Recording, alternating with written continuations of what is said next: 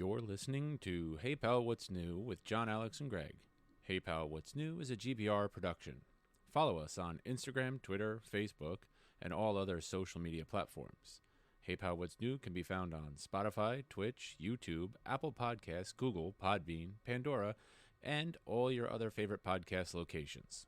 Warning, Hey Pal, What's New contains explicit content. JohnAlex and Greg are a pair of vulgar Gen Xers. If you are easily offended, please stop listening and go download a nice tame podcast like the Goop Podcast. You have been warned.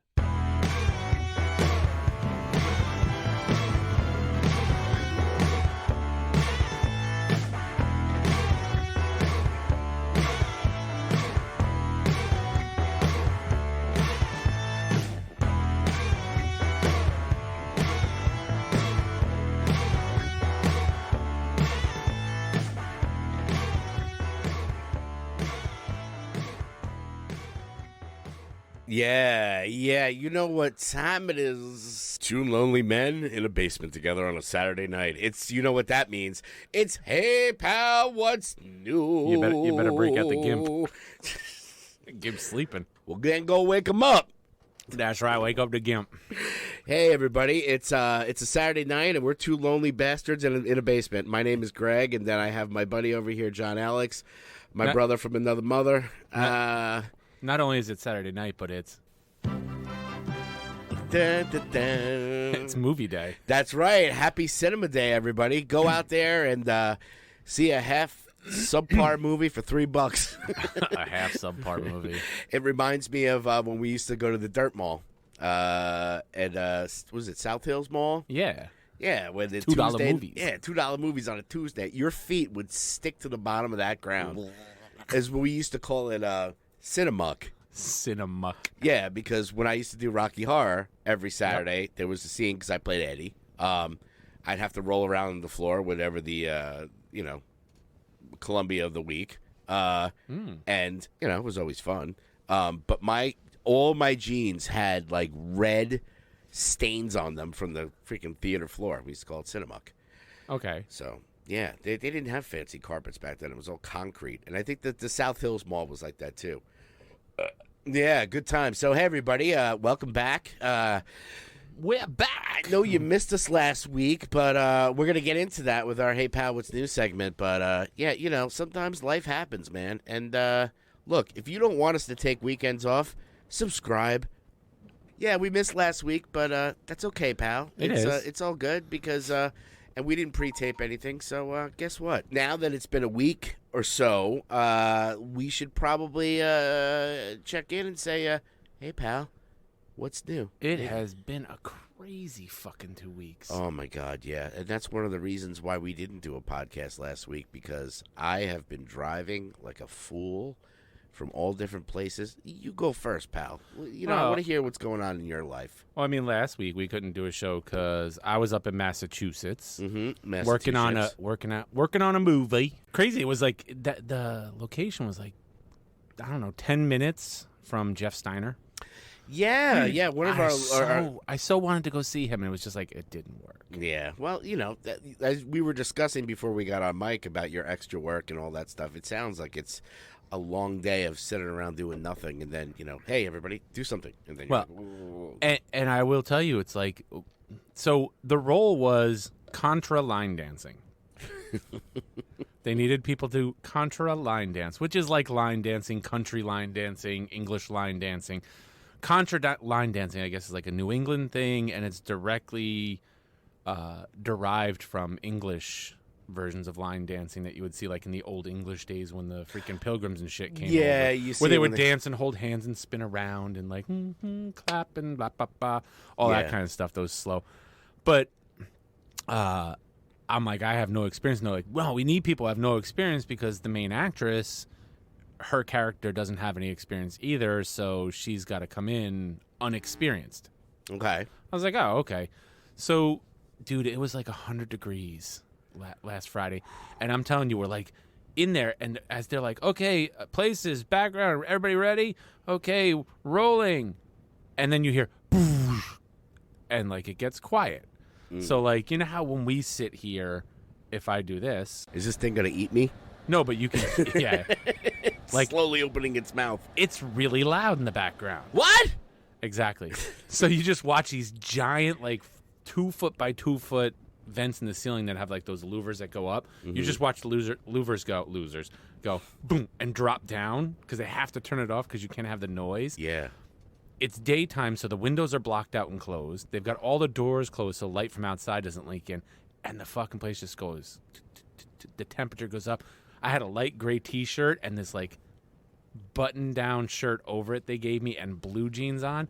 Dude, that shirt was dark gray. Oh, I can imagine. I was sweating so bad. Oof. Yeah, I sweat like a fat kid in a carnival. I mean, the cool thing was the main actress in the movie, I got to actually literally dance with her. Oh, cool. So I'm like, I might get some actual screen time in this. There you go.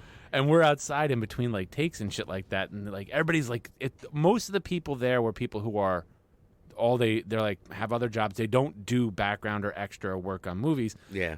And they are contra line dancing enthusiasts. They dance all the time.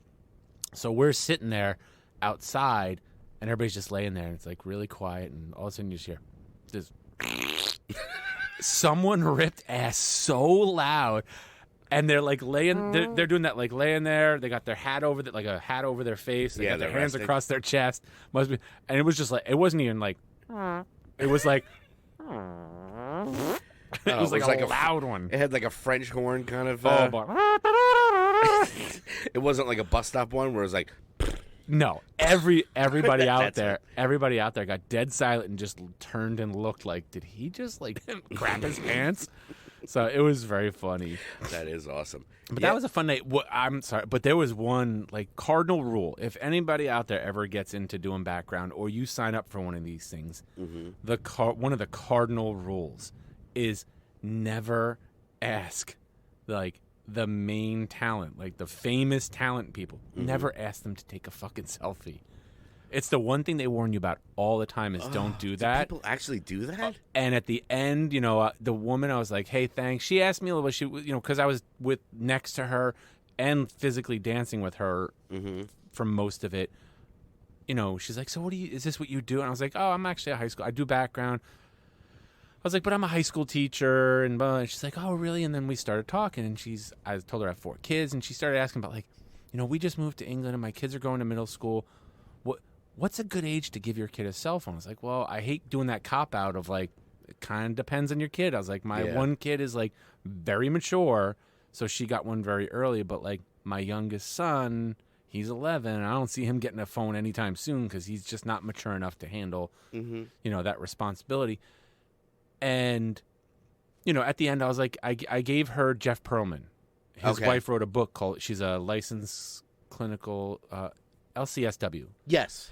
And she wrote a book called First Phone that deals with like making that decision, but also setting the ground rules when you give your kid a phone. Yeah. And how to deal with it and how to like, be open with them about being responsible and everything online. Mm-hmm.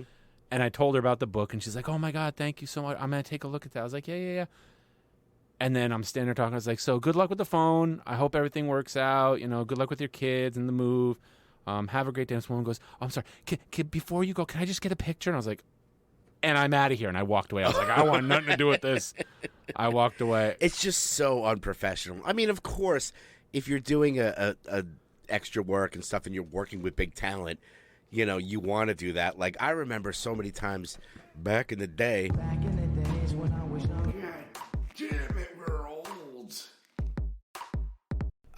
Back when we were doing the Product of Society stuff and we were playing with some major acts, like, I never could...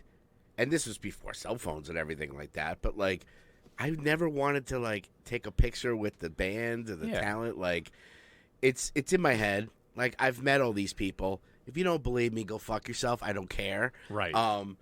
But, looking back at it 30 years later, I'm kind of like, it'd be nice if I had a picture with, like, Rudy Sarzo or freaking Pete Steele, or something like that. Or fuck yeah. Flavor Flav, all those guys that we played with. It was like, But, yeah, it's just so unprofessional. I felt... back then being unprofessional of like, I'm the opening act. I'm going to go up to the headliner and be like, hey, can I get a picture? Yeah. They'd be like, go fuck yourself. I'll say back then we even thought that, we were on even playing fields. Which, right. No, we're not. Right. And it's one thing. I think it's one thing when you hear someone like, shit. You know, you see anybody who knows Jim Norton, he always talks about like he's all about getting the pictures with famous people, but he's working opposite them, and he's one of them. And it's kind of his running gag, you know. He was a collector of that stuff. Me, looking back at it now, I'm like, I kind of wish I had pictures of this stuff just to kind of, But at the same time, I have a few. Who cares? But yeah, that just seems so unprofessional. Exactly. But they warn you about that shit. They do. Yeah, I would assume so. So and then yesterday I did that commercial, so that's why we weren't on yesterday. That went way late. That was a 16-hour day on Long Island, Glens Falls. It was like I can't talk. We're NDA. I'm not allowed to talk about what we did and what it was for. But it was a long day. Hey man, as long as the brother getting paid, that's all. That's what we were talking about. It's just it's a good gig, man, and it sounds like the stuff that you do is a lot of fun. So. My week, we talked on the last episode before that. Now, my week, like I said before, I was like, oh my God, the next 2 weeks is going to be a shit show. It was busy. It was just really busy. If you're into coprophilia, that's okay. Yeah, David Copperphilia. You want a copperfield? No, I mean, my lovely girl Manal had her birthday on Friday, which was nice. Happy birthday. So we had that, and it was nice. Chill. It was just the two of us. We went and got mani-pedis, my toes. It was funny because when I walked in, the place that we go to, they know me by now. And even when she goes in without me, they're always like, where's your boyfriend? Where's your boyfriend? And he's like, well, he's not getting it today. They love when I come in. Fat dude, like, hey, I'm going to get my feet done. Is this in the mall up by her? It's somewhere up in Middletown where this mic keeps breaking out. Okay, it's a place out in Middletown that we go to. She's been going there to seeing this one girl for years.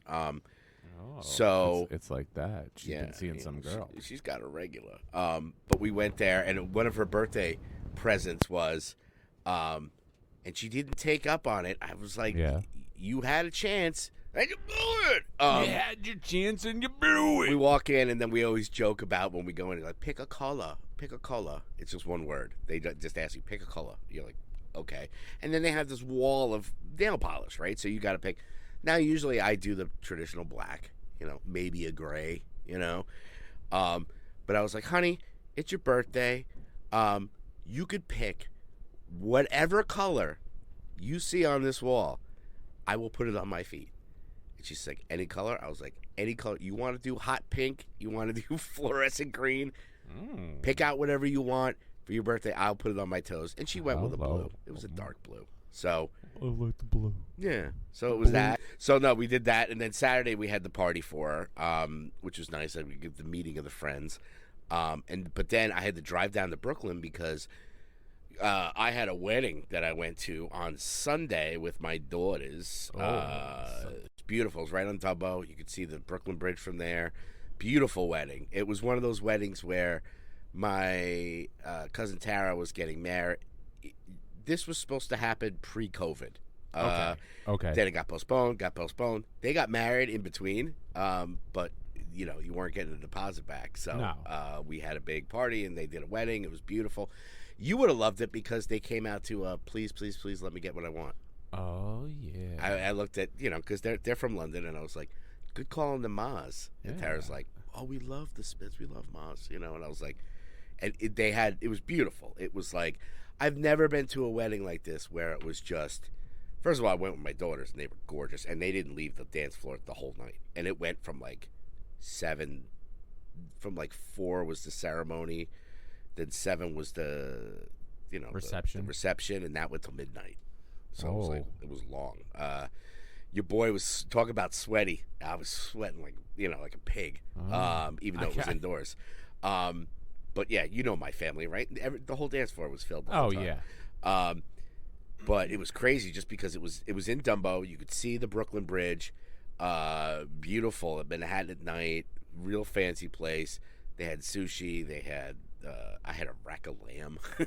For look at me, get a nice rack of lamb. And the crazy thing was that at 10 o'clock, all of a sudden the groom comes up to me, my new cousin Andy, and he's like, just to let you know, there's grilled cheese in the other room if you're hungry. And I was like, well, I just had dinner and dessert. They have grilled cheese. I walk out, and there's mounds of grilled cheeses, all different kinds, regular cheese, fuck? short rib ones, blah. And then there's some guy sitting there with a little skillet, and every single ingredient you can think of, he goes, "You could have one of these, or I will make you one personally with whatever you want." I was like, God dang. So I did that. That was crazy. Went till midnight. I was a little. Past 2 weeks have been tough, man, because even though I'm 4.5 years sober, this was my first family wedding. Oh, yeah. sober. I can only imagine. And I was definitely feeling it. I had to remove myself a lot of times from the rehearsal dinner and all that stuff just because I had trouble with it. I was getting squirrely. So Was your brother there? He was, and he was great. I mean, you know, my half my family's in the program, and the other half is still practicing. So, so half the family's in the program, and the half that's not, we're just holding the door for. Yeah, I think that we always talked about when we have weddings. There's always one incident at every wedding, usually involving my cousin Jimmy. I think at my sister's wedding, we started calling him Cousin Candle because they have the candle there. That's like, you know, they unify the husband and wife lighting the candle together and bringing up two families. And they had the candle lit at my sister's reception. And I look over at the dance floor, and there's my cousin Jimmy dancing with the candle. He just grabbed it. I think at my brother's wedding, he did somersaults in the he was doing cartwheels in the hallway. Yeah, so usually it's cousin Jimmy. This one was my cousin Biz. Biz, not Biz. Yeah. Oh, yeah. Oh, she was caused getting a the little. scene? You know, people were getting a little sloppy at the end of the night, and we're outside smoking, and it was great because the band that played, the band was phenomenal. They were this, you know, it's a wedding band, but they played for 5 hours straight. They were amazing.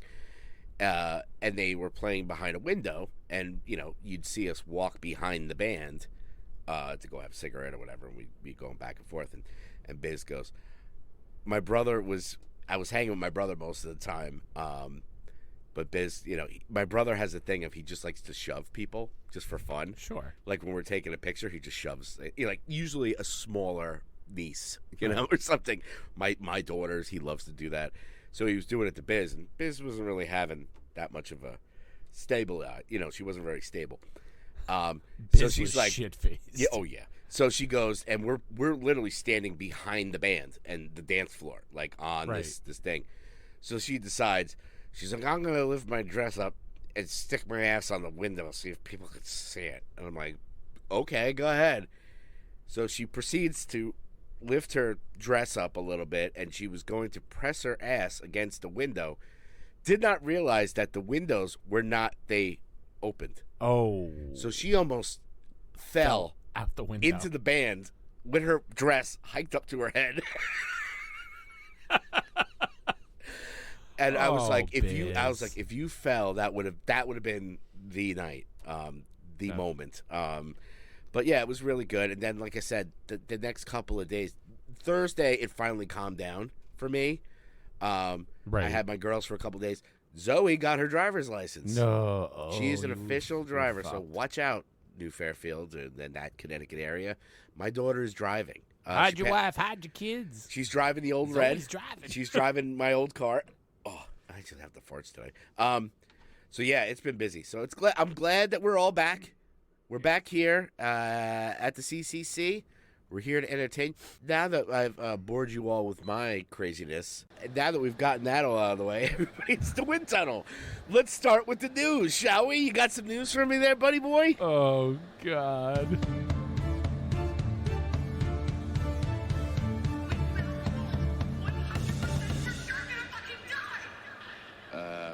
John, you got any news?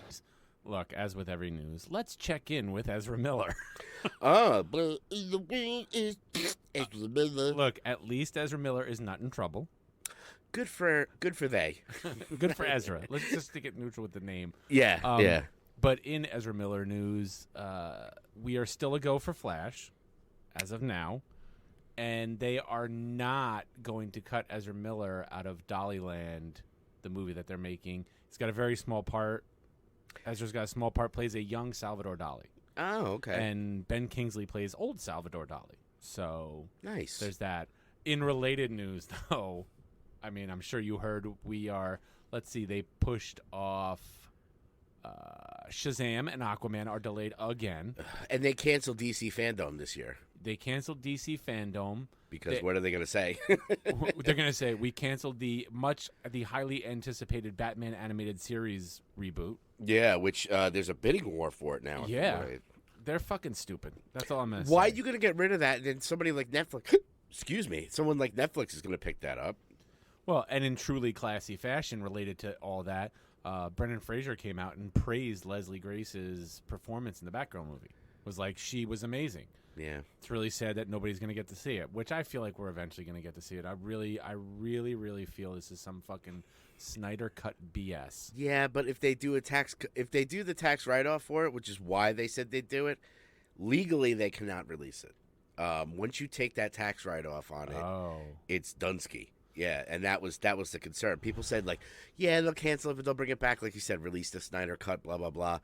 But they originally were, the way they were going to recoup that is through tax cuts. Tax cuts. And that's one of the main reasons they did it. They're like, look, we invested all this money in this movie.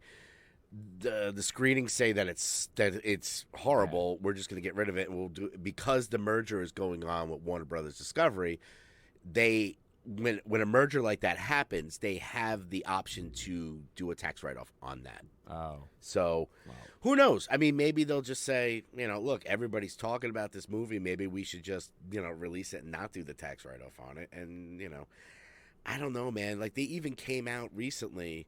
I mean, Warner Brothers Discovery is just, somebody's got to grab the reins on that. Because between the fandom, the pushing it back, the Batgirl thing, and these people were coming out saying, at Warner Brothers saying, like, the Snyder Cut thing, in hindsight, it was a mistake, To put out the Snyder Cut? To put it out. They kind of basically caved into fandom and said, all right, we'll do it, because technically, I mean, that never had a theatrical release. They dumped another $100 million into it, maybe. Was it 100? I thought it was 50, but you could be right.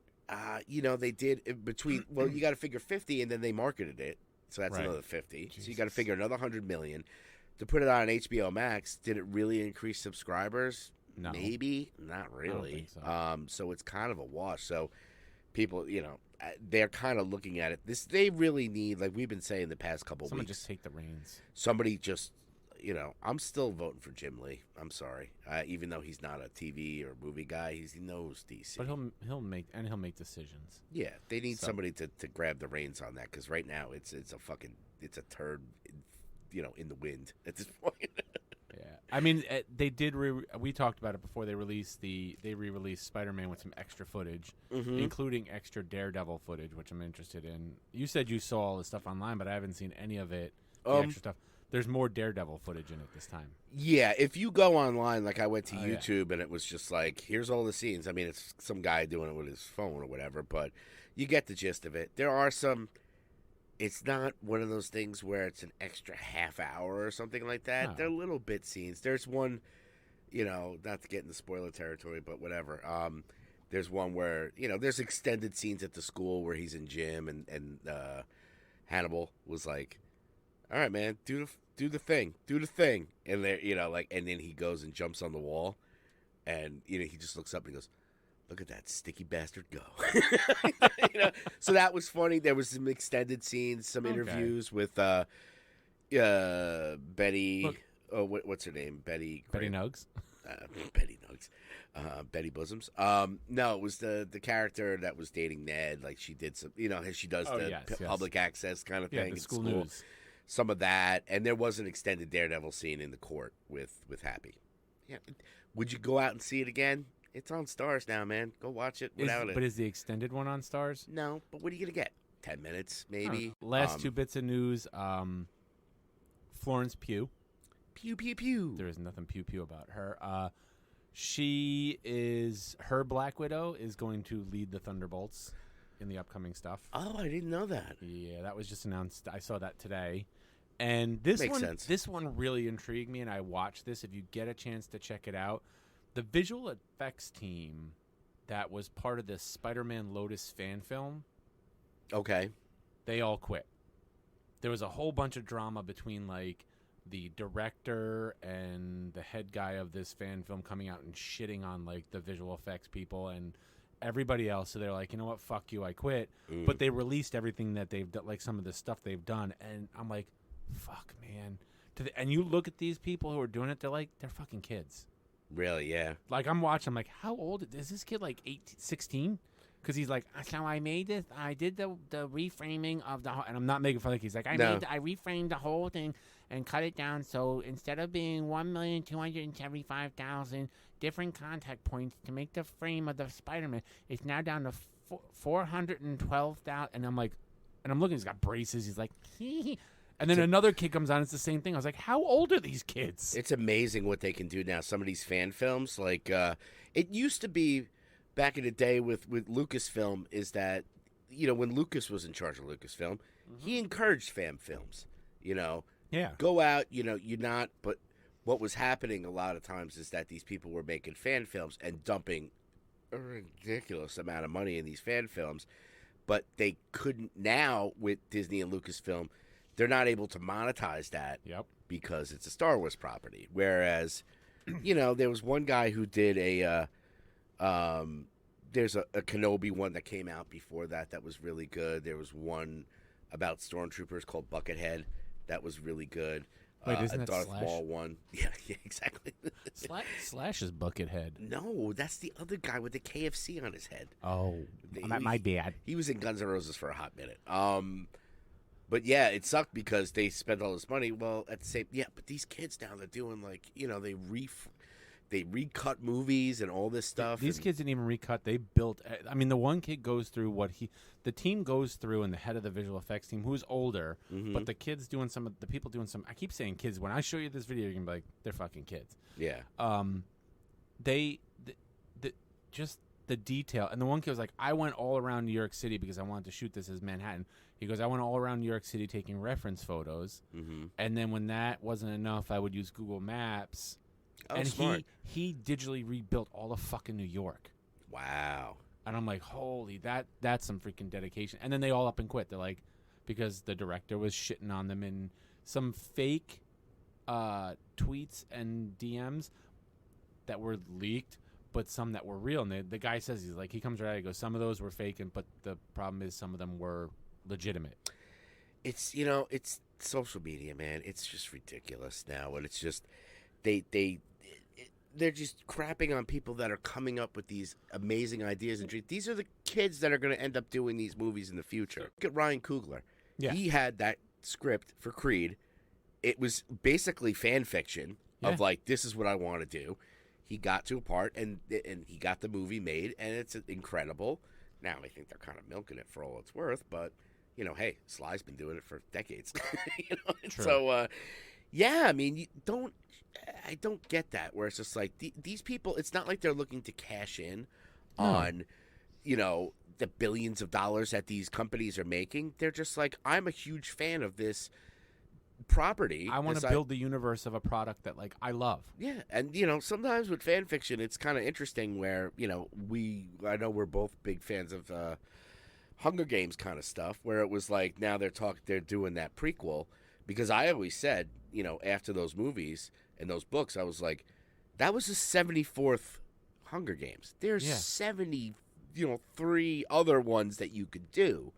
And people have written, I've read fan fiction of the first Quarter Quell and all that stuff. And it's interesting stuff. Like, you want to know, like, what did this guy do? Well, totally, how was Haymitch in the Hunger Games? They're making a movie out of that, but I totally picture it being like a series. Oh, yeah. I think it's better for a series, but let me end my news here because this all leads directly into TV-wise. John, you got any news? I'm just going to quickly start with something I know you haven't watched. So the new Game of Thrones House of the Dragon. I wanted to ask you about that. I'm loving it. I'm still waiting for Matt Smith. For those not familiar, he played one of the Doctor Who's, one of my favorite. Him and David Tennant are my 2 favorite Doctor Who's. I'm still waiting for him to just go, because I'm clever. But anyway, I'm really enjoying it, but I'm pretty sure it was Game of Thrones that, was it HBO that released that there was like 9.9 million streams or something like that of it. And Okay. they release, and these streaming companies, Netflix, all them, never release how much streaming there is.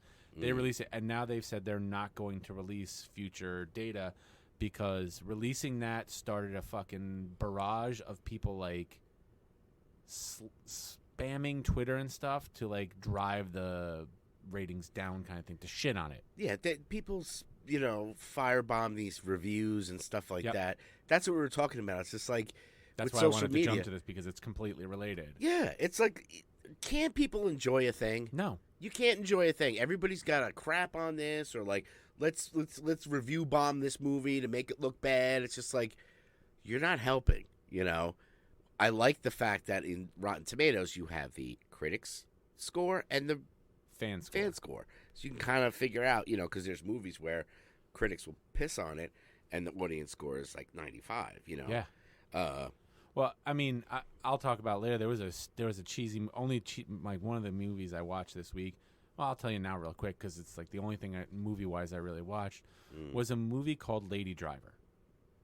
It's on Netflix. It's a cheesy, shitty, horribly done. This girl, her dad died the day she was born. She goes out to her uncle.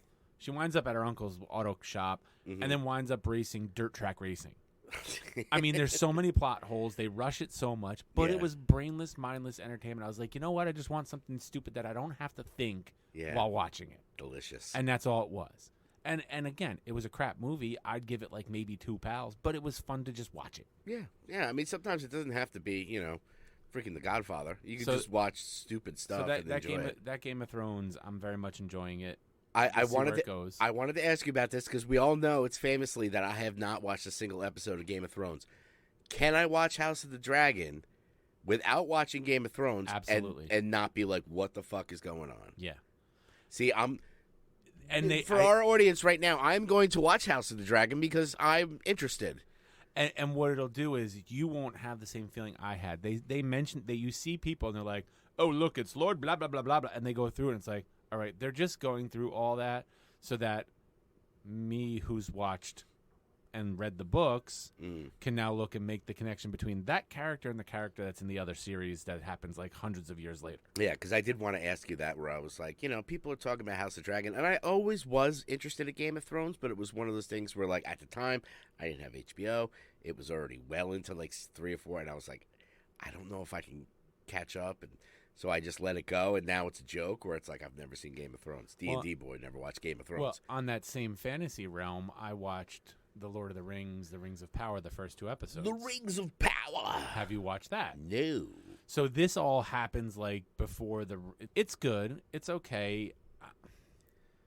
I They've heard got it's hit and characters. miss, yeah. Yeah, they've got characters that are in the Fellowship because your dwarves live like hundreds of years and your elves live like thousands of fucking years and shit like that. So like there's all these people that we know from the Fellowship movies and the Fellowship stories that are in this.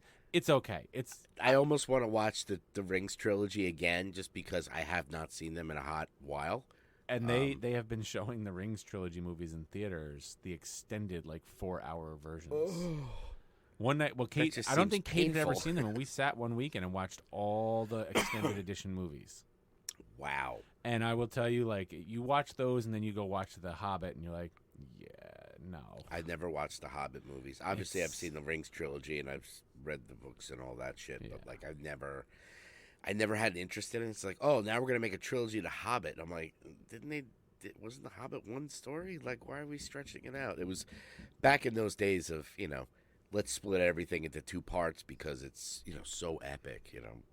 Harry Potter, Hunger Games. Yeah. Yeah. So I also watched. Did you check out Mike on Hulu? Mike, It's the no. Mike Tyson story. Oh, how was that? So fucking bad. Really? It's Is so it kind of like the Wu-Tang show?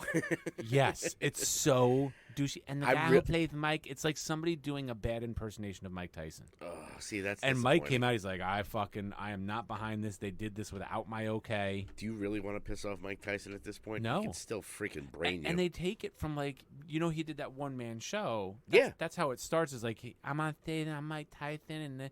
And the guy who plays like older Mike Tyson, it's literally like he's doing a parody of Mike Tyson. Oh boy, it's so bad. Oh, so boy. I wouldn't even waste time. I did watch that Welcome to Wrexham on FX. Oh, how was that?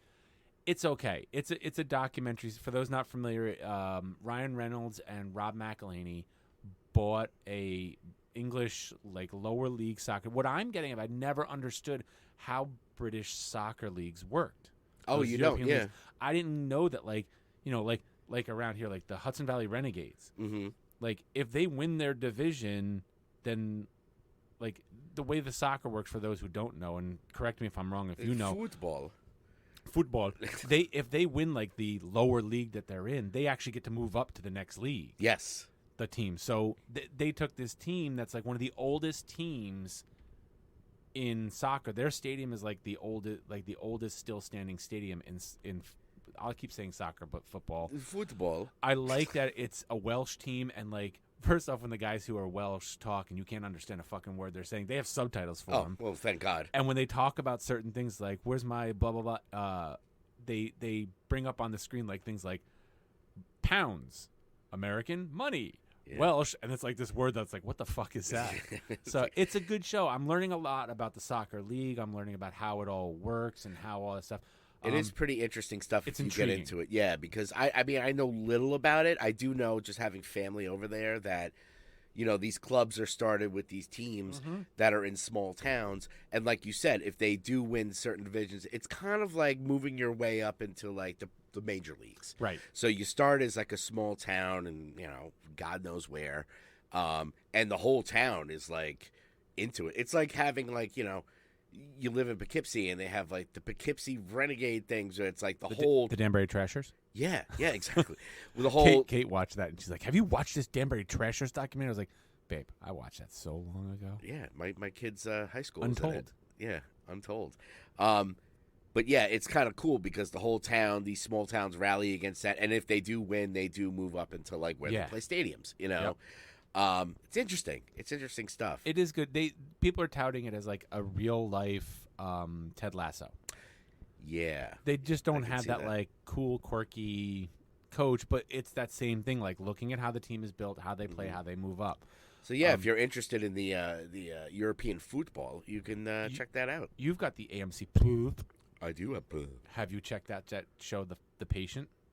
No, I'm going to watch it this weekend. Oh, my fucking God. Steve Carell, right? Steve Carell as a psychologist, and one of his patients who's not forward, like in sessions about what's going on, is a serial killer and kidnaps him and chains him up in his basement. Is like, I need you to help me to stop killing people. That's what I heard. And I heard it's not fast.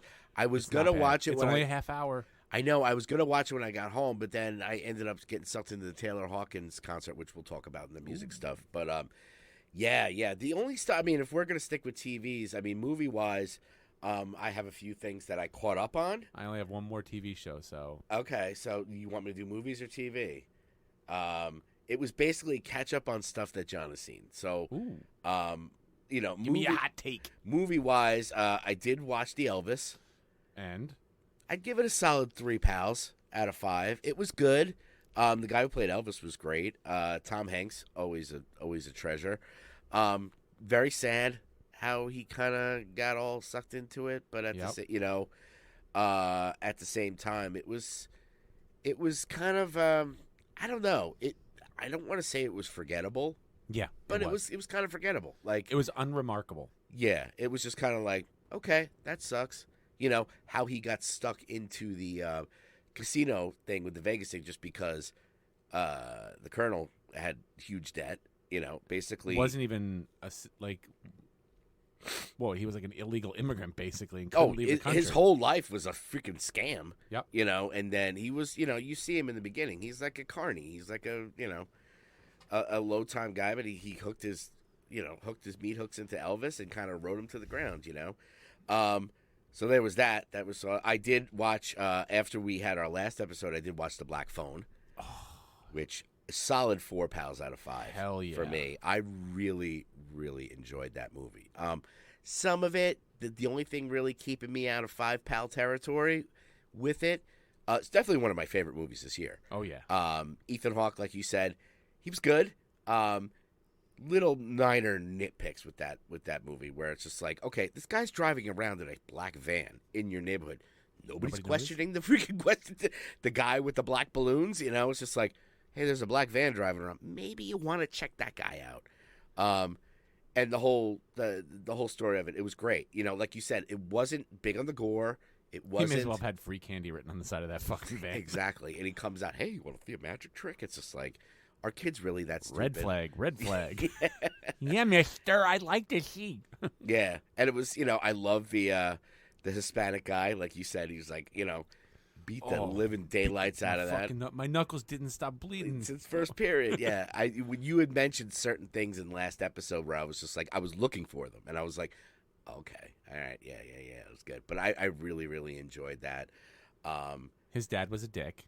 Oh, his dad was a total prick. He kind of redeems himself at the end, but it doesn't excuse the beatings. I'd like to see like that the dad completely turns around after that. Mm-hmm. But again, I don't need a sequel. You don't need to find out what actually happens afterwards. No. That's up to you. No. Speaking of sequels, requels, prequels. We did talk about how I caught Orphan a couple weeks ago. That was a movie back in the early aughts that I finally caught, even though I know the twist. The reason I did is because I wanted to watch the new prequel that came out, Orphan First Kill. Oh, yes, that's right. That is on the Paramount.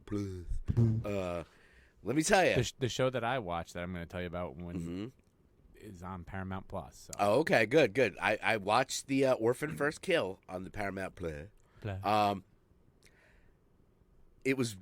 I liked it a lot. It was, maybe 3.5 pounds for me. Now, if you know the original Orphan, that particular actress, she was 12 when she played that. Right. Now she's, 12. She's like 23, 24, and this is a prequel. So you're like, well, how are they going to do that? It's a lot of. Now, this is where it gets complicated, right? Let me just up myself here a little bit. You're going to lean in.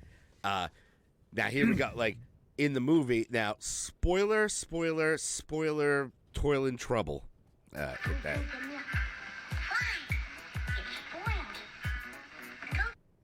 For a movie that's a million years old, but I am going to kind of spoil the first kill a little, maybe not. Orphan, the original one, the twist, the big twist in it is, they adopt this kid. Something's really wrong with Esther. She's got some issues. Something's wrong with Esther. She's 12 years old. Turns out the twist is because she starts killing people, and you're like, what the hell? Like, this little kid is killing people? That's kind of weird. Turns out that she has some sort of dwarfism. And she's actually a 32-year-old woman. Weird. Not 12. Okay. She's actually an adult. And, you see her, because she starts coming on to the dad. Like, her whole twist In the original. Okay. In the original, the twist is that, she was in an orphanage. She's from, like, Russia or something like that. She infiltrates this family. She got progeria. Everybody's got, you got Vera Farmiga in there. Love Vera Farmiga. Sorry there, Manal. She hasn't responded yet, but she was on the chat. So. Yeah, she's always hanging, my girl. But I'm looking this Vera Farmiga guy. Oh, you know her. She's been in a million things. But turns out that the big twist, anyway, to make a long story longer, is that they think she's a 12-year-old girl. Turns out she's got this dwarfism. She's 35. She takes out her fake teeth, and she's got, she's supposed to be an adult. Now, cut to the first kill. They're like, same actress is going to play Esther.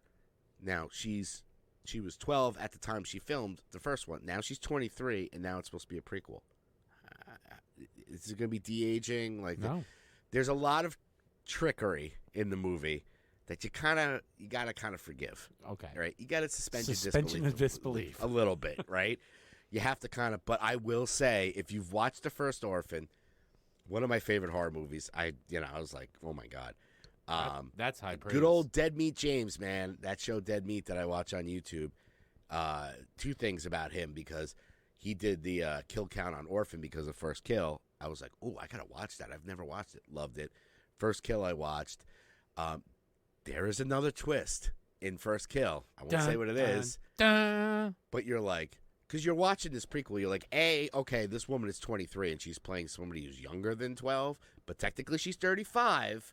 Follow the math. So, So now she is the age she's supposed to be in the prequel. Yes, but technically she's 12. So you're like, okay, whatever. Little, it's definitely a did I say 3 pals? I'd give it a 3. You said 3.5. Yeah, I'll give it a 3, just because it kind of takes you out of it a little bit. Taking away the half. Take the half away, God damn it. And that's it. You don't get no half pal. But there is a twist in it, a different twist than the first one that you're going to be like, God damn it, they did it to me again. Oh, boy. What? I haven't even seen the first one. I highly recommend to our audience, watch the first Orphan if you haven't seen it. It's a quick, it's kind of creepy. It's really good. Okay. First Kill, it's interesting. It was good. You got, it's definitely fun. If you love campy horror movies, and you got to kind of suspend you. It's kind of like The Irishman. You got to kind of, they didn't de-age her. They just kind of like, for perspective, you still look at her and you go, she's not the kid from the first one. And it's supposed to be younger. But, hey man, I'll keep going with these movies. I loved them. It was great. So, Orphan First Kill was one of them that I watched. Elvis, I said. And next week, I know we should go because we talked about that movie X. Yes. The prequel for that, Pearl, is coming out next week in theaters. Ooh. Which, if I did put I put the trailer on there. Yeah. Because good old Dead Meat James again. They did the kill count for X because now he waits until it's on home video or DVD or so. Even though it was, and I was like, oh my God, I forgot the prequel. They filmed the prequel the same time as X. Right. So everybody's. Yeah. Well, the thing I didn't know, which I learned from the kill count, was that the old lady in X was the young girl in X, just in makeup. Oh. So it's actually, she plays the young Pearl. Oh. They took the old lady makeup off, and now technically the character is playing. I'll draw a chart later. Okay. So there's lots of good stuff on there. Maybe I'll just get high and understand it.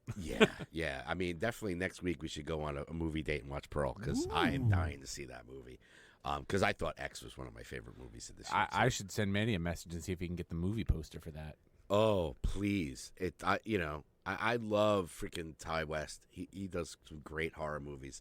And I did mention in your news thing too. I'm just rambling now, but did you see on there? I did post it on our Hey Pal, What's New Facebook. Kevin Smith is kind of thinking about doing a sequel to Tusk. I'd watch it.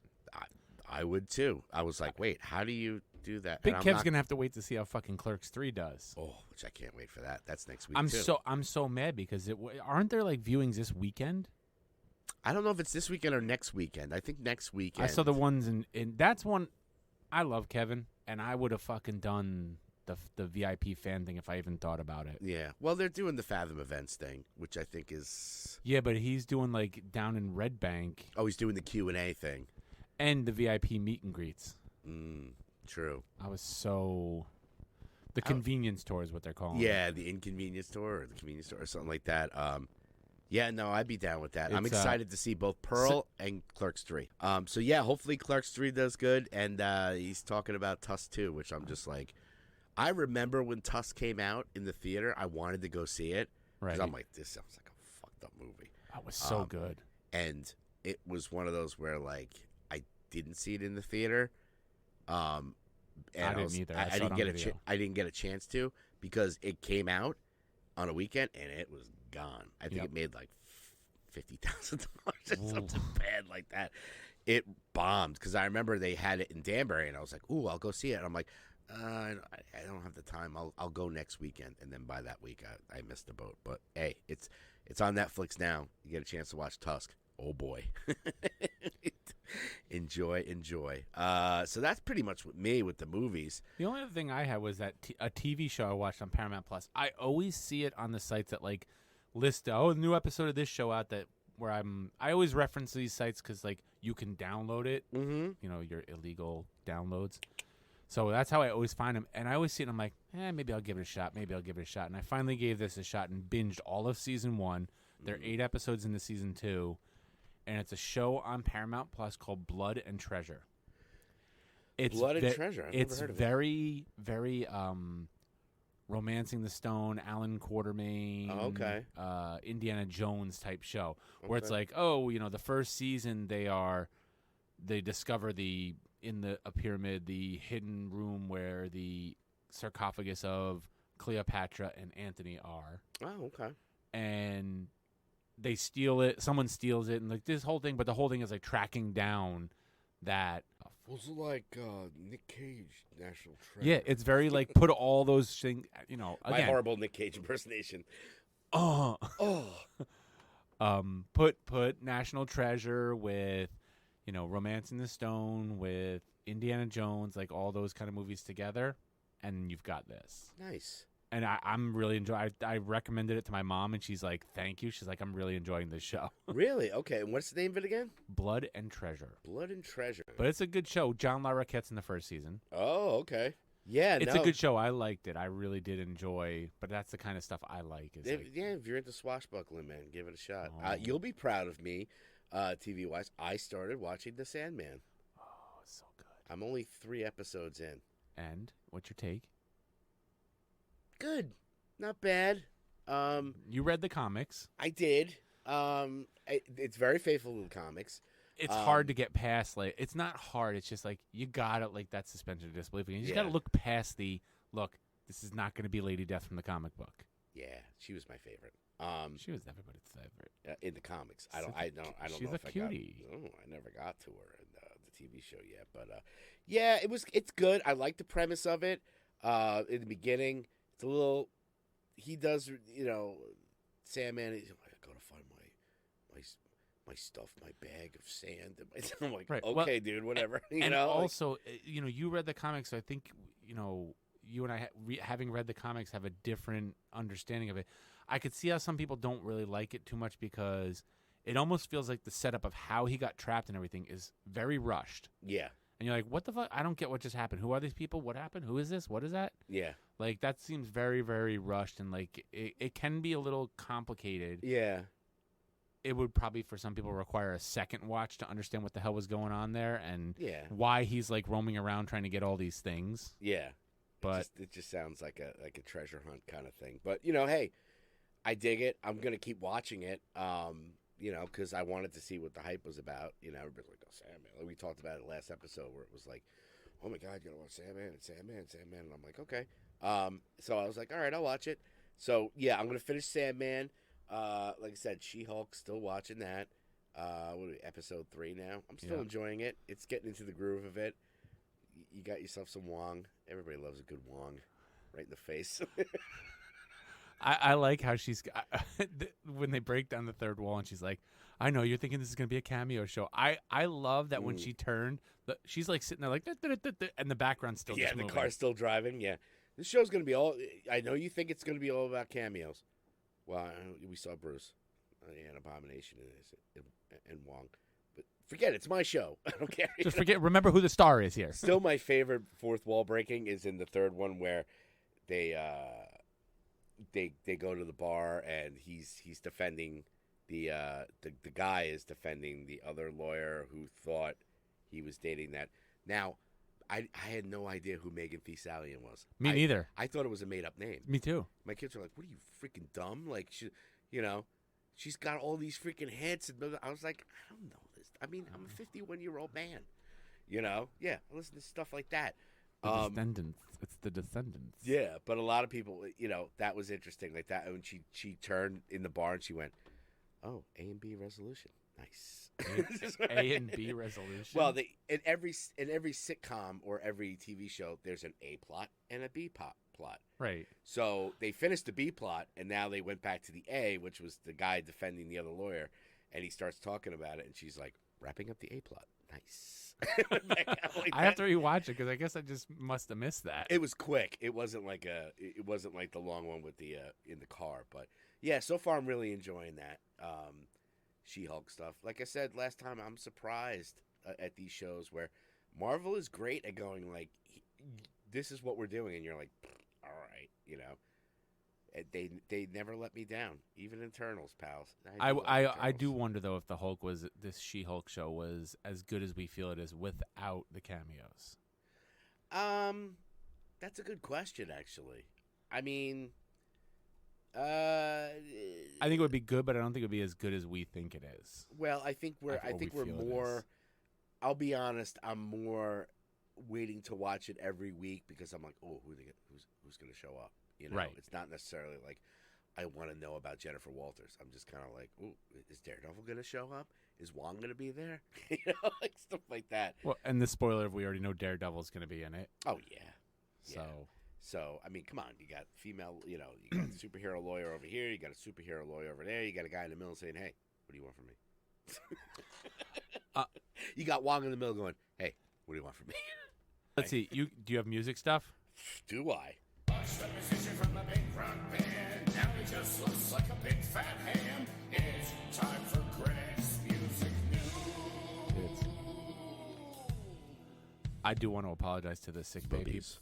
I want to apologize to Sick Bay that we never made it to the show last night. Oh, Sick Bay. I would have went to because, you know, Dying Fetus is a great band. You know what I was thinking? I was like, look, if I don't make it back in time, because I talked to him, Tom. He said they were going on at like 8:15. I was like, maybe we'll get back in time for 8:15, and we could skip this and do this today and go to that show and just be like, hey, we didn't do a show last night because we went to go see, you know, Sick Bay, but I didn't even get back in time for that. I got home last night like 10 o'clock. I left here at like 3:34 in the morning and got back at 10 o'clock. You know, plus the past 2 weeks I've been running around so much. It's just like I don't even want to go out anywhere. I'm just like I just want to stay here. But you know, good on Sick Bay, man. They played the Chance. Check them out. They did like a whole tour too. They were like south, west, all over the place. Yeah, I love their stuff, man. I was listening to it and I really dig it. So the music news stuff that I've seen, a few new music news things I wanted to mention. First up, and a lot of these, if you're on our Hey Pal, What's New Spotify playlist, we add a lot of these new songs on there.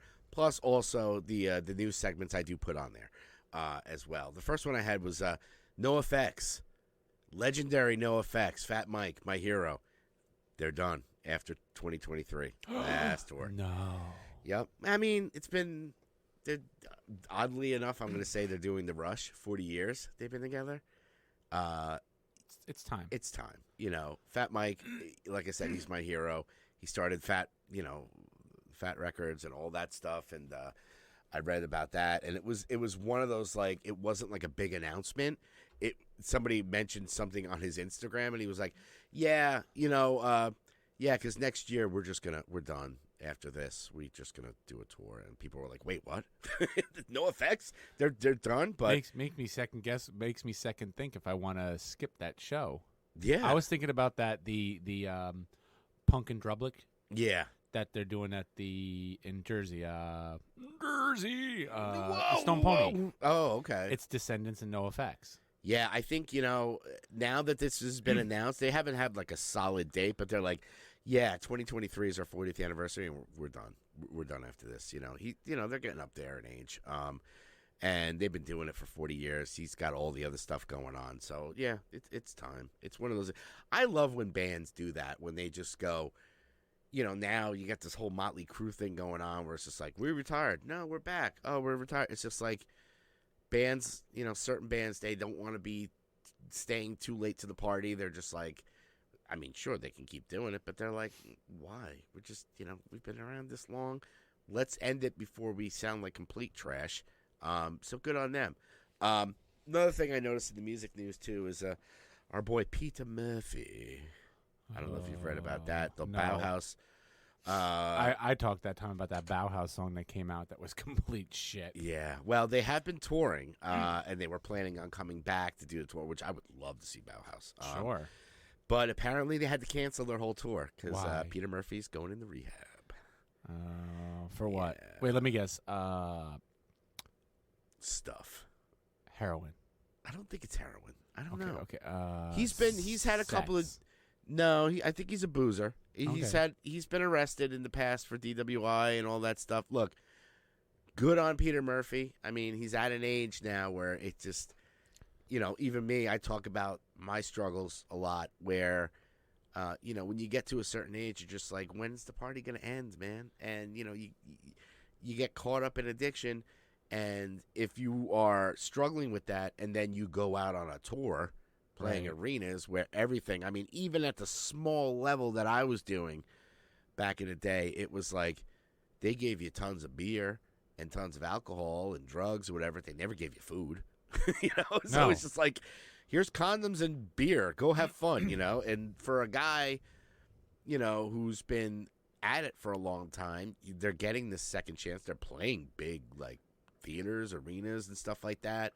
I don't think they're doing arenas, maybe the theaters, but they were supposed to be doing King's Theater next week. Yeah, and they had to scrap the whole thing, which, what I might say to the other three members, just do Love and Rockets, man, because I don't know, man. Bauhaus, Love and Rockets, I think I could go Love and Rockets.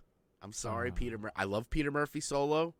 I love Bauhaus, but Love and Rockets kind of take it up, a little bit more. So he had a heart attack. Yeah, he's been struggling. Peter Murphy's been struggling for a while. And they did this new Bauhaus thing, and everybody's like, yeah, Bauhaus, and they're playing these shows, and they're huge, and they're doing all this stuff, and then, the party's coming to him. It's tough. So, good on Peter Murphy, though, from, like I said, anybody who's struggling with addiction, it's better to go into rehab, get yourself clean, than keep going till you're dead. You know what I'm saying? So those were like the two big music news things. As far as like new releases and new albums and stuff, there was a ton that came out. Was there? Yeah, my favorite one actually that came out this week. Now this is a band that you're probably not into, but they've been around forever. Next to Cheap Trick, I will say and Jellyfish, one of the most underrated bands that have put out a ton of stuff. King's X. Came out with a new record. It's their first one in like 12 years, which I didn't realize it's been that long. 3 Sides of One. I listened to it. Now, some of their stuff I kind of fell off on. They did, but like, they are an amazing band. What's the name of the band? King's X. They had that hit Over My Head for like ages ago. They've been banging it out. They had Dogman. The guy has an amazing voice, 3-piece. And if you like just rock, like just not metal kind of stuff, it's more rock, the guy's voice, Doug Penix, is freaking phenomenal. They just came out with this album, 3 Sides to One.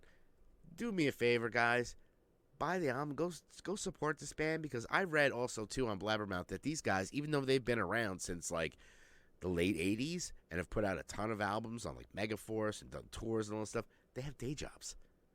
I'm like, wait. Give me $1 or give me 50 cents. Let me take it back if that ain't what I meant. Okay. Oh, they're great. It's very rock. I'm putting Let It Rain on there for the new album there. It's really good. I listened to the whole album back to, top to bottom, and I don't usually do that much anymore. It's usually like song. Like, I just couldn't. Another album that I listened to back to front, front to back, because, you don't want to sweep dirt in the house. Wow. Is back to front? And now, I don't know this. I don't think this came out this week. It came out a couple of weeks ago, but it kind of popped on my radar, and I was That's like, the oh, band? yeah. No. What? I said dirt in the house, like you always say when you have daughters and you're wiping them when they have diapers. Right. You do front to back, because not back to front, because you don't want to sweep dirt in the house. Right. Get it? You don't want to put shit in the. I get that. No. I'm so confused. Yes. But go ahead. It came out a couple of weeks ago. Demi Lovato's new album. Oh. It's good. It's really good. Really? Now, the rumor going around is everybody's like, Demi Lovato made a metal record. Oh, she made like a really heavy, because she's never been the one. Is this Holy Fuck? Yes. Really good. But heavy now we guitarist. can say she, because she's back to using. Was it Demi Lovato? Who was that? Was She was always a she. okay? There was some From what I understand. If I'm wrong, then let me know in the comments. But no, she's been going around. She's always been a.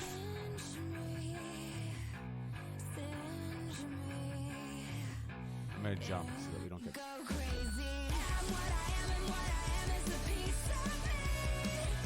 I'm gonna check it out. She, she's Disney Channel. She's been the Camp Rock, and she's Yeah. really another person really who's struggled with addiction super hard. Now, I kind of give her crap on it because she's what we call in the program green and sober, or she claims to be California sober, Which is what? which is, I don't drink or do drugs. I only smoke weed, and I smoke a ton of it. Now, personally, okay, I'm a cigarette smoker, right? That's disgusting. I get it. Smoking weed, I think there's benefits to it. There's super benefits to it. Is it going to make you a heroin addict? No. They talk about it being a gateway drug, but don't walk around saying I'm clean and sober when you're smoking weed. I'm sorry. That's just the way it is. I'm with you. Be proud of smoking weed. Man, I wish I could do it. I know in the rooms there's people who are like, We call them green and sober. Where Right. they walk in and they go, I've been sober, and they've abstained from alcohol, and they've been sober for X amount of years, but they smoke weed. I don't drink, but I shoot heroin. Yeah, it's kind of like that. Now, she'd struggled with bulimia and heroin, and she's been in rehab. And I was correct. For a while, she was using they, them pronouns. Oh, she was. And now she's back to she, her. Okay.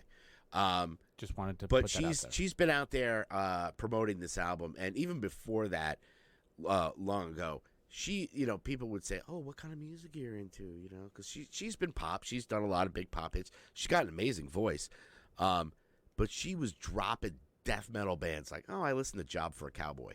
Now, if you don't, Job for a cowboy. yeah, they're, Hold on. that's a deep cut. If you're quoting Job for a Cowboy, or Unsane, no, not Unsane. She was dropping these like deathcore bands and all this stuff, and we're like, yeah, all right, Demi. But she really is a fan of that music. Now with this new album, they're saying, oh, she made like a metal band. You listen to it, it's pop. It's still pop, but it's got heavy guitars. It reminds me of like early Paramore. That band Paramore, the chick singer. They're no baby metal, I'll tell you that. No, they're not. But you know baby metal? oh yeah, I know my baby metal. But the album is, if you get a chance, if you like early Paramore, kind of like girl singer pop, but like heavy guitars, and a lot of the songs are dealing with how she's out of rehab and she's getting sober and all that stuff. Just give it a chance. You'd be surprised. You'd be surprised. This is just for people who don't know.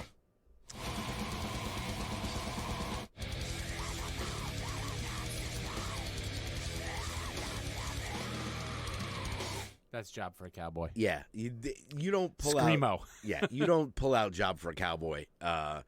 Now You don't just pull out Job for a Cowboy. You really don't. It's like Cannibal Corpse and freaking Cattle Decapitation, like bands. I mean, I love that stuff just because it's goofy as like hell. Sick Bay. Yeah, like Sick Bay, dude. I love all that stuff. I want to put out a whole album of gore metal. But yeah, it's not that, but you will enjoy it. If anything, an album like that is going to put a focus on guitar-driven rock. Right. So I'm all for it.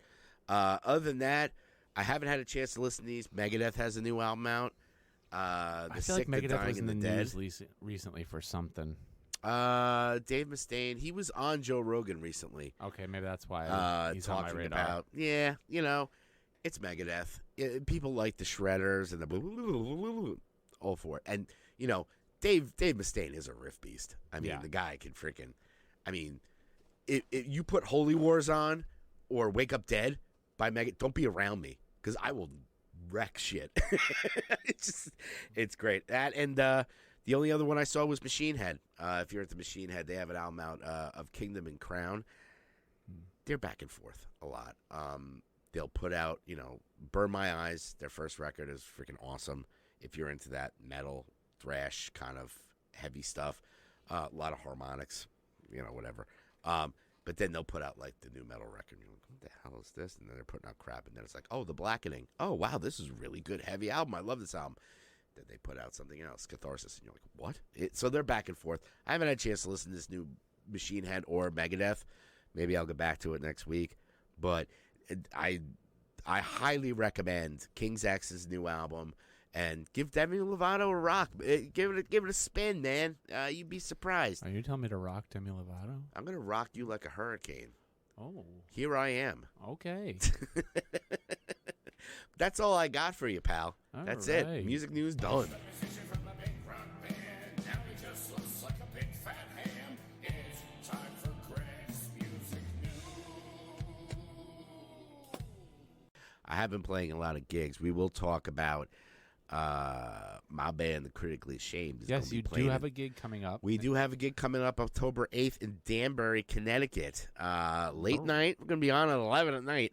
Yeah, we'll be playing about that at the Sugar Hollow Tap Room in Danbury. So we need you guys to come out and support us. It's for Connecticut yeah. Rocks, the Fall Fest. We'll be pushing it hard. Really, the only gig that we have till we go in the studio and record new music. So be on the lookout for that. Your boy's got about 15 songs he wrote. He's got to get them recorded. I think we did it, right? We did it. We did do it. I think we done it. Be on the lookout, everybody. Like, share, subscribe. So go to the Spotify playlist. Favorite that. Apple Podcasts, Spotify, Stitcher, YouPorn, wherever we are. I'm trying to get an in-studio guest for the upcoming week, so. Oh, ooh, speculate. You'll have to tell me off air. Yeah. I'm interested in seeing that. Yeah, he's actually going to come out of that little... or they. Who knows who it's going to be? We have no idea. Okay, have you no know who idea. it is? Who? It's your mom.